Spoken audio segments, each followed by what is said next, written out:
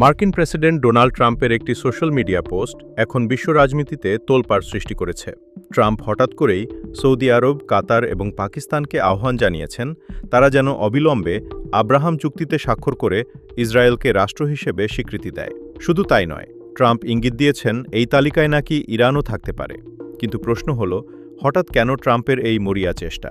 কেন তিনি সৌদি বা পাকিস্তানের মতো সামরিক পরাশক্তিদের ইসরায়েলের বন্ধু বানাতে চাইছেন?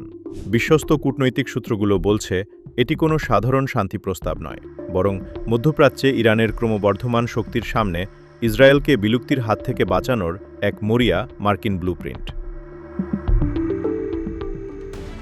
দর্শকদের মনে করিয়ে দেওয়া দরকার, এই আব্রাহাম চুক্তি আসলে কি।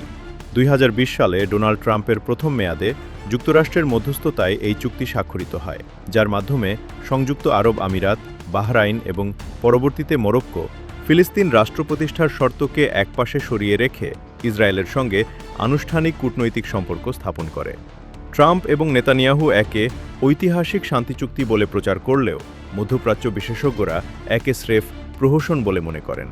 কারণ সংযুক্ত আরব আমিরাত বা মরক্কোর সঙ্গে ইসরায়েলের কোনোদিনই কোনো যুদ্ধ ছিল না। এটি ছিল মূলত ফিলিস্তিনিদের পিঠে ছুরি মেরে ইসরায়েলের বাণিজ্য ও পর্যটন বিস্তারের একটি চতুর মাধ্যম মাত্র। কিন্তু এবার ট্রাম্পের চালটা সম্পূর্ণ ভিন্ন। একটু গভীরভাবে লক্ষ্য করলে দেখা যাবে, আগে যে দেশগুলো ইসরায়েলকে স্বীকৃতি দিয়েছিল, যেমন সংযুক্ত আরব আমিরাত বা বাহরাইন, তারা মোটেও কোনো যুদ্ধবাজ দেশ নয়, কিংবা তাদের সামরিক সক্ষমতাও উল্লেখযোগ্য কিছু নয়। কিন্তু ট্রাম্প এবার যাদের নাম প্রস্তাব করেছেন, সেই সৌদি আরব, কাতার কিংবা পরমাণু শক্তিধর পাকিস্তান, তাদের সামরিক ও কৌশলগত সক্ষমতা তুলনামূলকভাবে অনেক অনেক বেশি। খেলাটা আসলে ঠিক এইখানেই। আমেরিকা খুব ভালো করেই জানে মধ্যপ্রাচ্যের মাঠের সমীকরণ এখন বদলে গেছে। মার্কিন সাম্রাজ্যবাদ এবং তাদের দোসর ইসরায়েল আজ মধ্যপ্রাচ্যে এক চরম সংকটের মুখোমুখি। ইরানের নেতৃত্বাধীন অক্ষশক্তির সাথে অবৈধ ও অন্যায় যুদ্ধে জড়িয়ে মার্কিন ইসরায়েল জোট আজ কার্যত নাকানি চুবানি খাচ্ছে। একের পর এক ফ্রন্টে মার খেয়ে আমেরিকা এখন চাইছে একটি তথাকথিত শান্তি চুক্তির আড়ালে এই যুদ্ধ থেকে সম্মানজনকভাবে নিজেদের গুটিয়ে নিতে। কিন্তু ওয়াশিংটন যদি মধ্যপ্রাচ্যের যুদ্ধক্ষেত্র থেকে নিজেদের সরিয়ে নেয়, তবে ইসরায়েল এই অঞ্চলে সম্পূর্ণ একা হয়ে পড়বে। আর মার্কিন ছত্রছায়াহীন ইসরায়েল একা হয়ে পড়া মাত্রই ইরান, সিরিয়া, তুরস্ক, ফিলিস্তিনের গাজা, হামাস, হিজবুল্লাহ এবং ইয়েমেনের হুতিরা একযোগে অভূতপূর্ব প্রতিরোধ যুদ্ধ শুরু করার সুযোগ পাবে।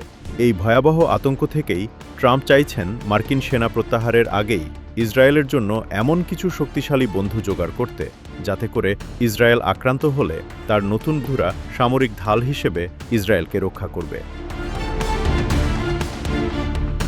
তবে ট্রাম্পের এই ফাঁদ এবার আর কাজে আসছে না।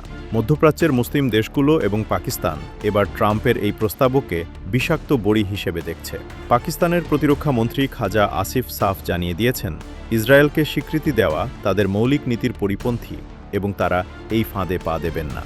অন্যদিকে সৌদি আরবও স্পষ্ট করে দিয়েছে, স্বাধীন ফিলিস্তিন রাষ্ট্র প্রতিষ্ঠা ছাড়া ইসরায়েলের সাথে কোনো সম্পর্ক সম্ভব নয়। গাজায় ইসরায়েলি গণহত্যার পর মুসলিম বিশ্বের সাধারণ জনগণ আজ এতটাই ক্ষুব্ধ যে কোনো শাসকের পক্ষেই এখন ইসরায়েলের দিকে বন্ধুত্বের হাত বাড়ানো সম্ভব নয়। ফলে ট্রাম্পের এই চতুর কূটনৈতিক চাল যে শুরুতেই মুখ থুবড়ে পড়েছে তা বলাই বাহুল্য।